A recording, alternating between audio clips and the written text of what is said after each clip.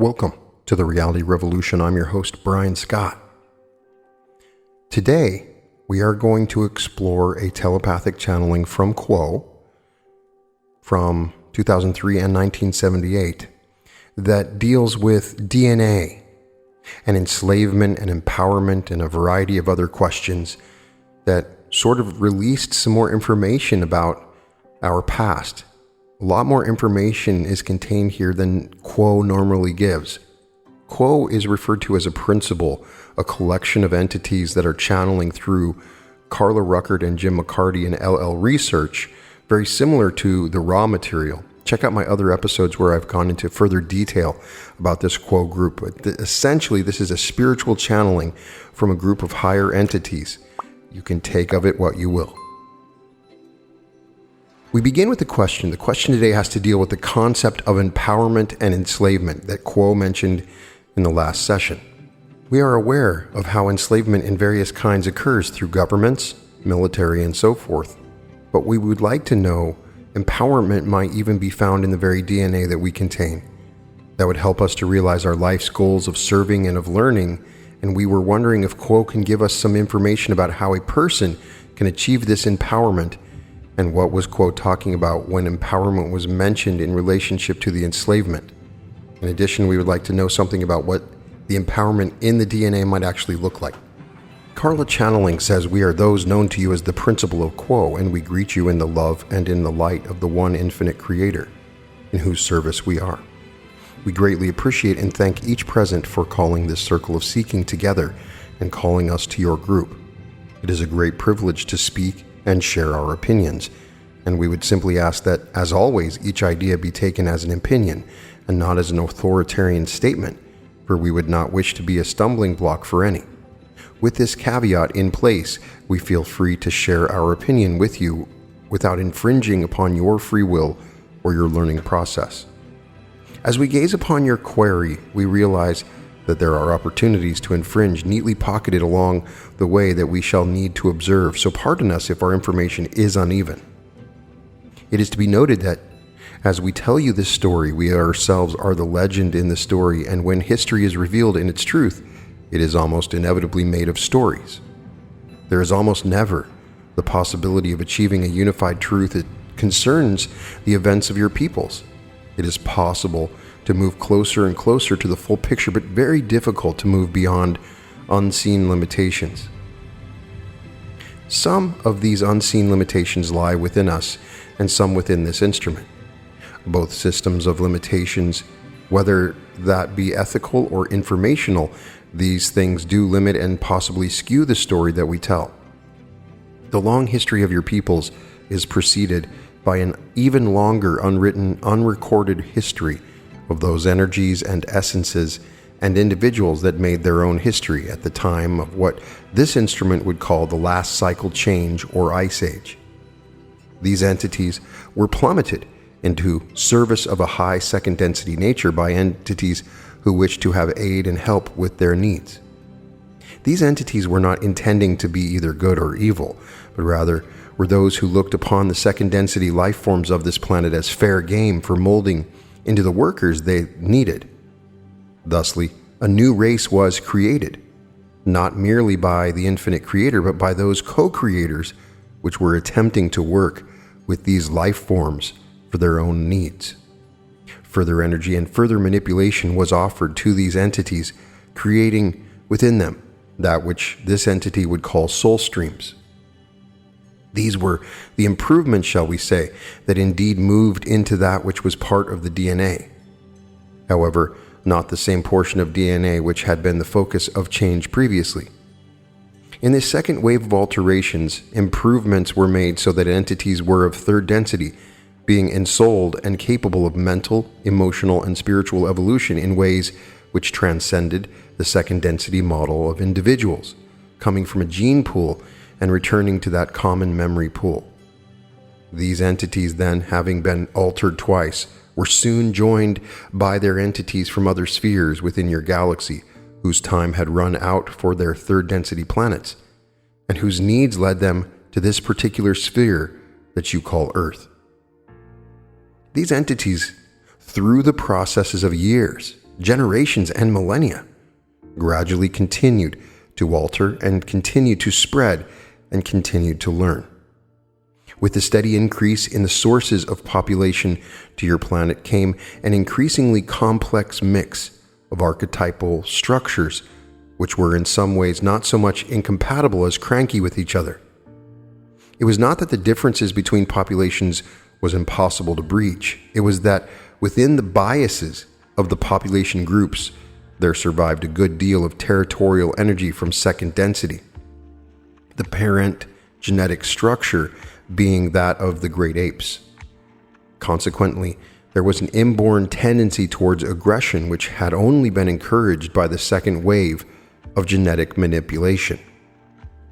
This set the stage for entities we shall grandly call the space pirates. The space pirates were, in these entities' way of describing them, from the fifth density, and they had many minions from the fourth density, but these densities being in the negative sense a very pure path along the path of service to self.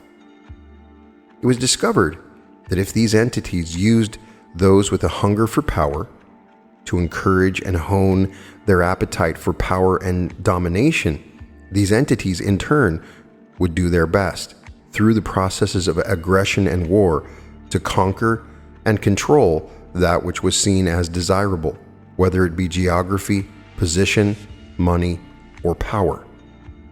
And these entities found, perhaps due to the limitations of your human imagination, perhaps due to the limitations of imagination of fourth density minions, that their greatest tool was the very blunt instrument of war, and consequently, when the forces that learned their trade within the culture that this instrument calls Atlantis, whenever these entities show up, their plan is always to encourage division, strife, and if possible at all, the largest war available. For this in turn subverts the energies of youth and maturity towards the entrainment of conscious thought processes, until entities moved into that space within their minds where they believe and accept as true the necessity of war, the rightness of the native land's authority figures, and the real and genuine desire to make the world a better place through rearranging the geography. The people sought power in a way which keeps those in power in even more power, and simply enslaves the attitudes of the minds of all those who follow them into furnishing the physical vehicles that march off to war, and by their dying, their suffering, and their injustice, thereby spread their suffering, the pain, and those other negative emotions ever higher, ever more violently, ever at a greater level. The goal of these space pirates is simply to achieve a limit so that third density cycles come and third density cycles go, and there is either a very small harvest or no harvest at all. Most of the harvest, therefore, being that which this instrument might call spent energy or entropy, except that it has to do with the burden of sorrow, grief, suffering, and pain of those who have not made the harvest. This began to cycle in Atlantis and has moved through its complete cycle at this time. In all three cycles, then, there has been almost no harvest, and as your people approach the end of this present cycle of time, which is the final opportunity for harvest within this particular planetary third density, the energies of Atlantis remain. There have been incarnations of groups of entities which first did the bidding of these space pirates in Atlantis. Not yet once, but at the gazing eye looks at history, this group can be found again and again within those of Babylonia, within those of Rome, within those of Germany, within those of Germany once again, and now within that which is the United States. These energies have grouped, gathered, and arisen as a natural event since graduation is at hand, and these entities are attempting to graduate in service to self. Consequently, once again, millions and millions of Earth natives who are otherwise very close to being harvested have been entrained in their minds and in their thinking by the discussion of subjects that lead the mind to war and to the just reasons for it, thereby once again placing these millions of entities in the uncomfortable space of being dimly aware that their true freedom is being taken from them, but truly having no real capacity to figure out what is going on and why there is no rest or peace for them. The one known as B asks concerning the DNA and the empowerment of this DNA, and indeed the DNA was carefully adjusted not to move beyond third density by those entities of the first adjustment of the great ape vehicle, which was found upon your planet at the end of second density. This adjustment was, in its own way, a safety precaution, as in a tamper-proof lighter or a child-proof bottle cap, for it was felt that such entities as these great ape beings would not be able to withstand the pressure of ethical decisions or knowledge of right actions. However, the structure of DNA is not limited by these manipulations, which may be done by your men and women of science. These spirals of light that cohere for the formation and continuation of life are born from states of consciousness or matrices of perception, rather than being limited by the current instructions of the current DNA. The energies of unity and unconditional love, once welcomed into the heart and worked with in a persistent and conscientious manner, begin to lend to the mind of the meditator and seeker of silence access to a state of consciousness in which there are no limitations. In this state of consciousness, infinite energies flowing in infinite supply at all times, and there is ample energy to fuel any state of consciousness to which the focus, the desire, the purity, and the process of an entity has brought him. Is it easy to attain a state of consciousness that builds new strands of DNA? For a very few, it is relatively easy. However, for most, it is a great challenge. The hope of the various populations of your sphere, then, may be based upon that hope that springs forever from the heart. That hope to seek and find, to open up that source of magic that makes the impossible possible. We of the Confederation of Planets have come to tell a very simple story. It is a story of thought. It is a story of the power of thought. It is a story of the power of a certain thought that created all that is. It is a story of the power of absolute and unconditional love. It is a story of intelligent infinity and the desire of that infinity to know itself. It knows itself with every thought of its children, and each entity of whatever density of whatever planet within the infinite creation is a child of the Father, or as many would say in this time of political correctness, Father-Mother. This work of connecting DNA strands through alterations in consciousness is work that is as accessible as the next moment. That moment when one ceases speaking and enters the silence with a full heart. This moment is as far away as the nearest star. It is the kind of choice that entities may look at from the worldly point of view and say, what a nice structure, what a pleasant fantasy, the fantasy of creating the self anew and transforming the self into an entirely different kind of person. However, from the standpoint of faith, there is available another point of view. That point of view is inscribed within what this instrument will call the magical personality. For millennia, you upon this planet who look straight at the questions of truth, beauty, and life have carefully written down this and that observation and experiment with consciousness and with fields. Each attempt at inner knowledge have been somewhat successful, and there is available to the seeker a fairly substantial supply of excellent information on what it is to become a magical being, what it is to become a nation of priests, what it is to become a tribe of shaman. It is entirely possible through the discipline of the personality, through the seeking after silence, and through the other giving of the oneself to the will of the Creator to move into the space wherein there is a true, real possibility of literally designing and building DNA in many of those who come now to birth upon your planet. The entities you call your scientists begin to find again And again, that there are more strands of DNA found within many of the children being born upon your planet at this time. And even those who have been born with usual DNA are found to be creating new strands within their incarnation. This is that which we are speaking of when we were mentioning that empowerment of DNA.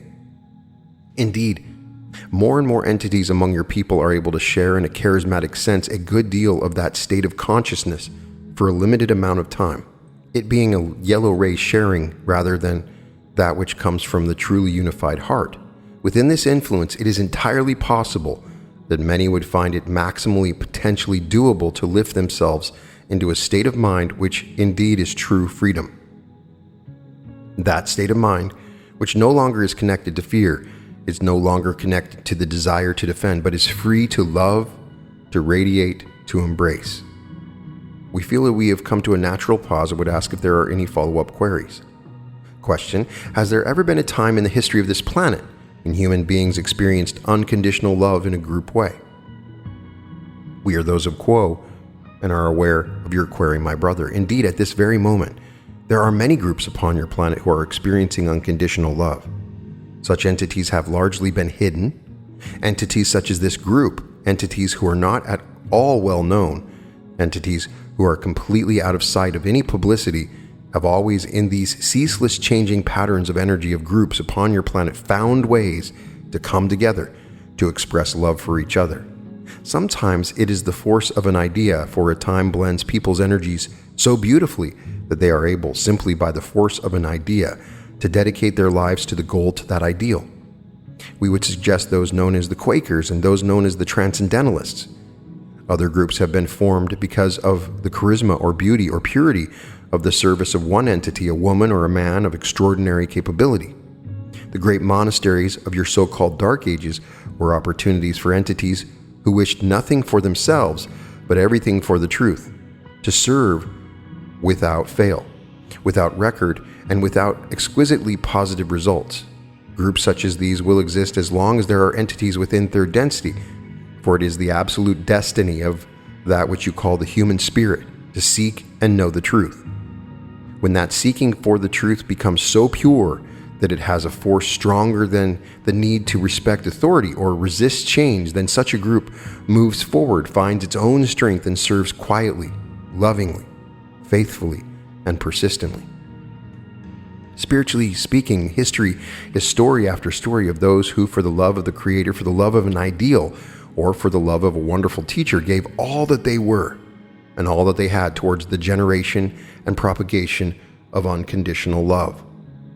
Question: in the Raw books, it has mentioned how much of the information that seemed quite sensational was actually transitory and had little importance.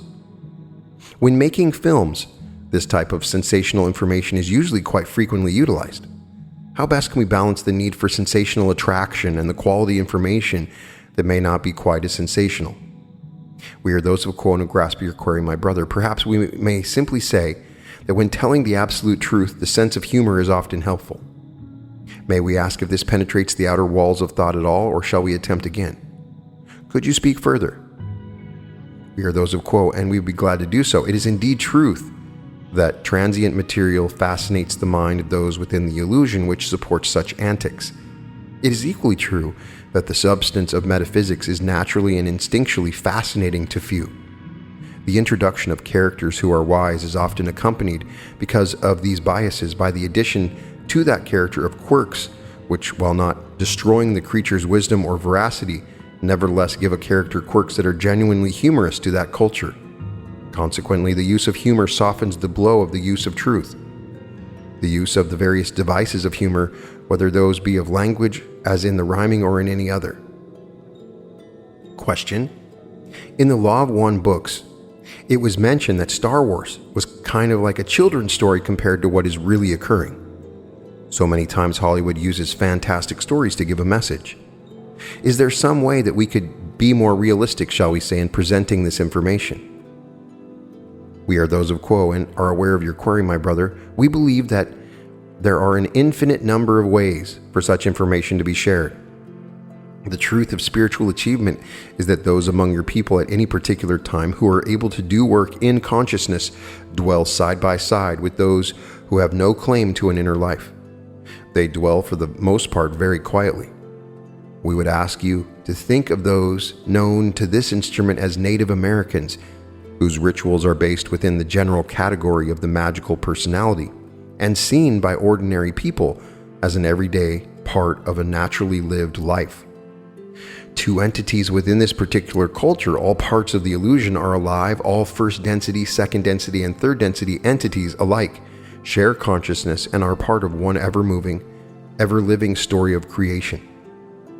The earth is seen as the body of the mother, and all of those upon the mother are seen as the children of the mother. All natural elements and energies and animals and plants are seen as various, very lively, very energy-filled creation, which is full of information at all times.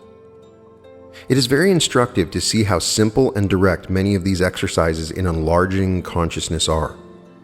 The truth of enslavement to fear and suffering and other people's wars and the possibility of choosing instead of empowerment, freedom, and the spiritual path is one which lies directly in the path of every day and of every man.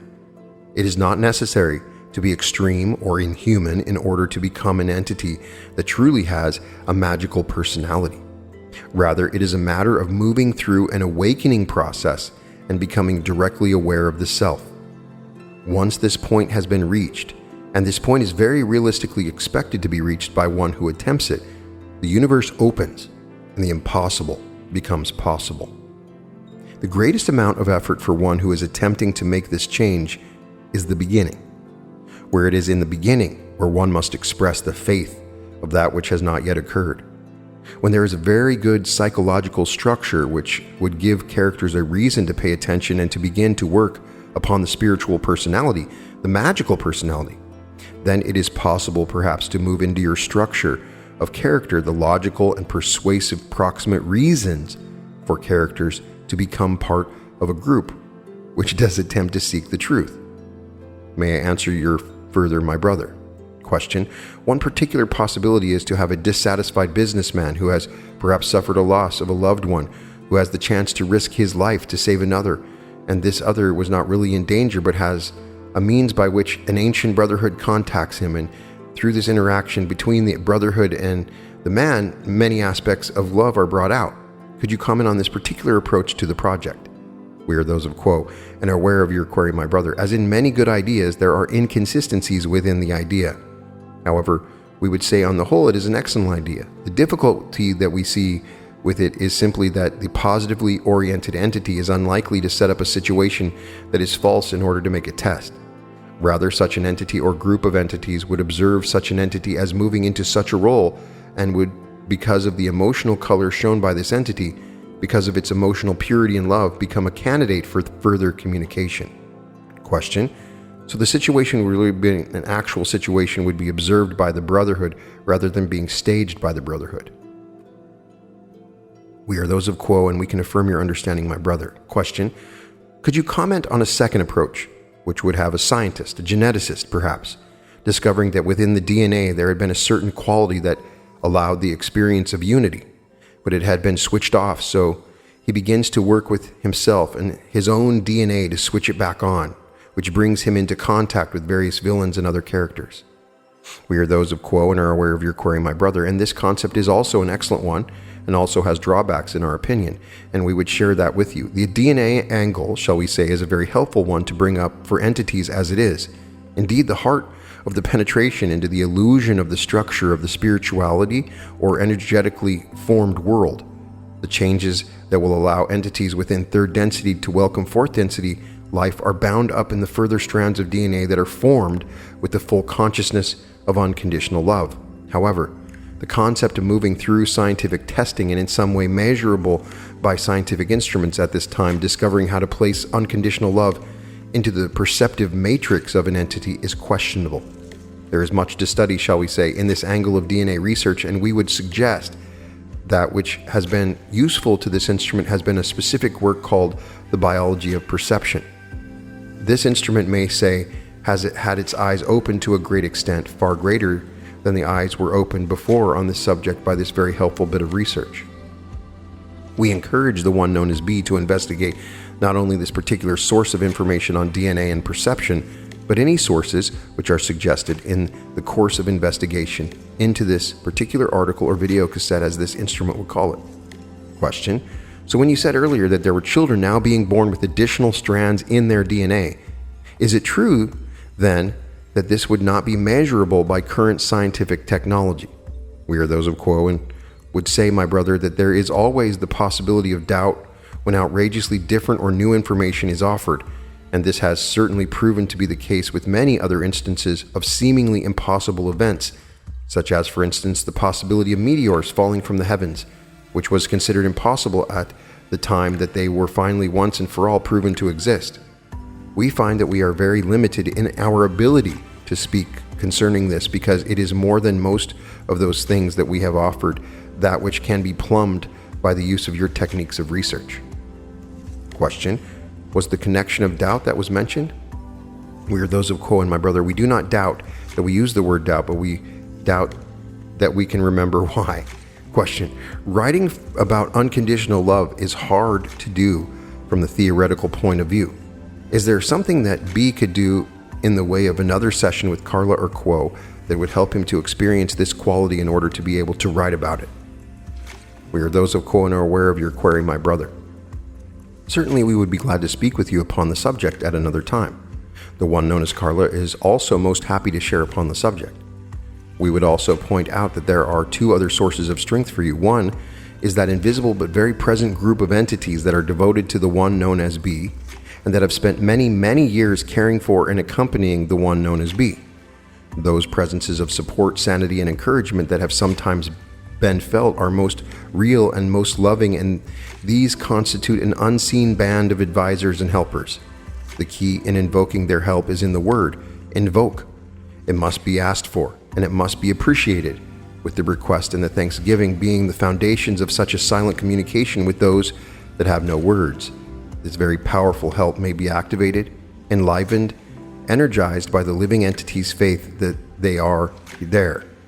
The second group that this entity has available to it is that physical group known as LL Research, which has a physical location and a location in time which meet your requirements for being upon the planet at the same time and being able to connect with a spiritual group, or shall we say a spiritual clan or family, which in and of itself has the potential to be a great source of strength for those who wish to spend time becoming, shall we say, enchanted or charmed by the magic of that particular gathering of light and energy.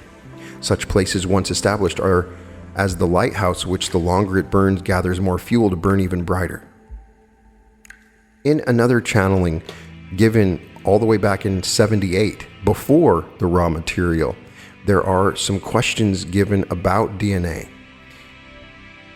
The questioner begins, Hatan, hi, it's been a while. I've been reading a book which it states that a man named Timothy Leary has said that the discovery of DNA was very, very important scientific and spiritual discovery.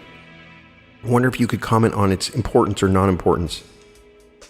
I'm with the instrument and I greet you, my brother, and prefer that we never away from as you think of us and question our existence, yet always send us your love. We always send you ours. We never question your existence. The questioner, laughing, says, I guess I owe you one. I don't really question your existence. I question your form. I'm with the instrument. That, my brother, is a separate question. We will attempt to answer the question on DNA, for it is an interesting one, and indeed central to an understanding of the essential nature of evolution.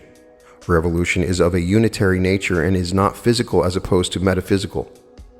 For all things function in a certain way, which is the way of, shall we say, the broken circle or the spiral. When the Creator sent all things in darkness to begin the great trip back to Him, He defined the infinite cycle, and yet as we climb from cycle to cycle, we seem to be moving, and indeed we are moving within the parameters of what we may call the spiritual journey. But at the end of the journey, you will find that we have been describing not a spiral but a circle. To understand the building block of your physical vehicle is to begin to get a model also for the building blocks of the journey towards the light. We begin to see that which is physical as an extremely complex but completely understandable and programmable series of bits of information, which are capable of reduplication and progression in space and in time. That which is programmable is reprogrammable, and so evolution on a physical level has its existence. it is a simple truth to realize that the nature of your spiritual journey, of the journey of your star system, of the journey of your galaxy, and of the journey of the universe as you know it progresses along a similar series of programmable and reprogrammable cycles. What your scientists have not yet discovered is that there is a purpose behind the existence of consciousness, whether it be the consciousness of a cell, the consciousness of being, of a race, of a star system, of a galaxy, or of a universe. Without the understanding of this purpose, those of your scientific community who deal with the genetic and that what is called recombinant research may act irresponsibly, and yet this has been done before and its consequences in planetary karma have been reaped, and yet, my friends, the cycle goes on. Question: actually, no, not fully. I do understand that what you are saying, and I appreciate it. What I was thinking was that DNA is sort of like the cosmic telegraph office between the message of the Creator and the cells of our body, and that I was also thinking one night in a somewhat questionable visionary state that the message coming through DNA is also better than juvenation and allows the basic drive of reproduction rather than just the creation of a cell. It would also have sort of within a telegraph office, we deliver the message to create the DNA mind and the person and drives. Is that correct? I'm with the instrument. That which is DNA is as a blueprint for the construction of the vehicle. Those drives which are part of the vehicle, that is, those of hunger, reproduction, desire for oxygen, and other necessary functions of the vehicle, are blueprinted by DNA. However, that which makes a being is not DNA oriented, but rather is within the, shall we say, eternal nature of the spirit or soul, which inhabits and animates the actions of this vehicle for the time in which that vehicle will remain viably conscious on the physical level. Now, there are, shall we say, blueprints which are the counterpart of DNA on the eternal or spiritual level. What about the mental level? That which is mental is a matter of programming, as you no doubt are aware from what you have said, and can be reprogrammed. And this is what we were attempting to say about DNA itself. As the vehicle slowly follows evolution of a species, so your mind can be more rapidly reprogrammed by your conscious direction of will in the appropriate circumstances.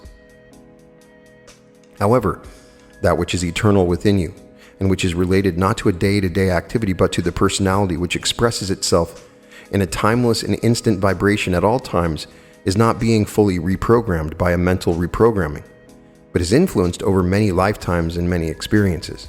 However, a serious and concentrated effort in one incarnation can gradually make a distinct change in the vibration of the being. In fact, at any one moment, if your will and desire were strong enough, you could instantly change your eternal being. It is simply that the instant of will and perfect desire is not easily come by. Question: doesn't that will and desire already influence the genetic message? And isn't it? See what I'm trying to get at? It appears to me that people have genetic malfunctions in their bodies that would be karmically imposed genetically from the genetic message delivered by the soul. Is this karma? Let us separate theories of karma from the generic structure of a physical vehicle. May we say that each case of incarnation is individual, and not all genetic malfunctions are due to what is known to your peoples as karma. However, if a soul is reliving karma by a certain situation which he chooses, he does not form a physical vehicle with that genetic imbalance, but rather chooses a physical vehicle which already has the imbalance. The imbalance itself is guided by the rules of DNA in its random combination. The parents of a particular physical vehicle might, by meditation, cause the randomness of DNA selection to be less random. However, this is due to the action at a distance effect of the mind upon physical particles such as spermatozoa and the ova. The soul and its philosophical nature must not be considered to be interacting with the physical DNA genetic code prior to incarnation. The soul chooses the vehicle which best suits it. Question: is that the secret of longevity and perhaps even immortality, or a long life of the body, a conscious spiritual meditation, or of the spiritual mind and the genetic code? That which is long life is desired by some among your peoples, but in your present vibration it is not truly desirable. There will come a time when longevity is natural. Efforts to precede this natural moment by means of scientific and technological advances may perhaps be fascinating and inspiring to your peoples. However, when longevity is a desirable tool which you may use to good effect, learning and growing throughout a longer incarnation, the exterior vibrations will of necessity have, shall we say, ameliorated, and wars and violence and other negative aspects will have lessened in their impact on the planetary vibration. The efforts of single individuals to have lives on the planet which do not take into account the utter negativity of the planetary vibration are lives, which, shall we say, are those of a hermit and may not be as rewarding to the progress of the soul.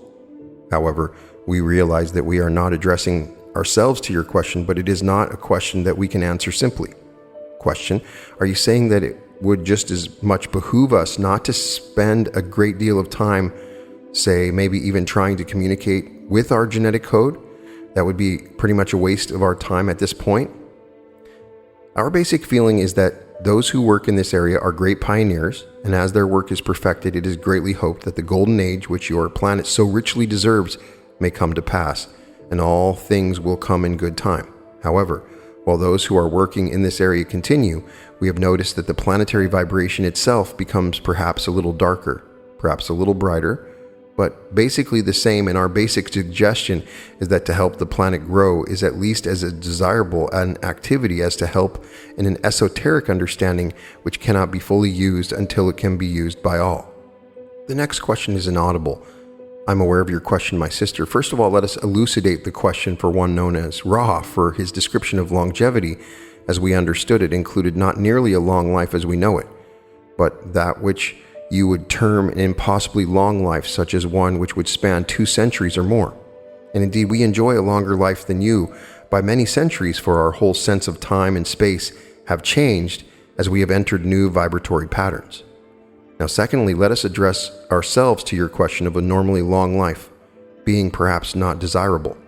May we say to you that lives as you know them, whether long or short by any standards, are in a certain pattern, which you have chosen before you enter into the pattern. As a result of going from the beginning to the end of this pattern, your spirit hopes that it will have learned certain lessons and thus have improved and defined the vibration which is its essence in the sphere of eternity, in which all of you truly glow. When one contemplates and then does that which is known as suicide, one cuts short before the natural end the time of learning, and more often than not, the lessons which that soul had hoped to learn had not been learned. Consequently, it is often so that rather than alleviating karma, the action of taking one's life adds more karma to the burden which is already carried and which you are trying to discharge by the expression which is the lifetime which you are now living. Thus, when you enter incarnations, you have not only the original lesson to relearn, but an additional severity to that lesson which is brought on by that pain which you have caused to those who you have previously left. Many times this type of karma is alleviated by the total forgiveness of those whom you have hurt. However, it is simply desirable to live until it is time for your lesson to be through, for your burdens to be laid down. It is a truism, we are aware, but we must repeat that you are not given those things which you cannot bear. Thus, working through what is difficult when you finished with a lifetime at its natural end, whether it be short or long, you can then go on and learn other perhaps more agreeable lessons in other perhaps more agreeable spheres or vibrations. If you may think of your existence as having a natural rhythm and an ongoing purpose, perhaps it will be easier for you to understand. The suicide, as you call it, is a stoppage of that rhythm in an arbitrary manner. Instead, it is desirable to proceed with the rhythm of your existence, always seeing the many lessons that are about you and letting the realization of love flow into you from the Father. If you can keep these realizations before you, your life in this realm and all others will be enjoyable and fruitful. Thank you for your questions. They were very good. We are those of Quo, and we would at this time take this opportunity to bless you, wish you well, and leave you in the love and in the light of the one infinite Creator. We are always available to you to deepen and strengthen your meditative states. You've only to ask mentally, and we will be there in silence and in great love. We are known to you as the principle of Quo.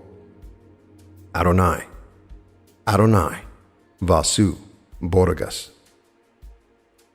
So this is quite different than many of the revelations we've received from Quo in the past. Quo is very reticent about giving specific information about our history or scientific information. And we get a specific reference here of our past, in that the human body as we know it was an alteration from the ape body by some other entity, which they refer to. And then another one came along, which they call the space pirates, and then adjusted the DNA, and in that process changed our planet.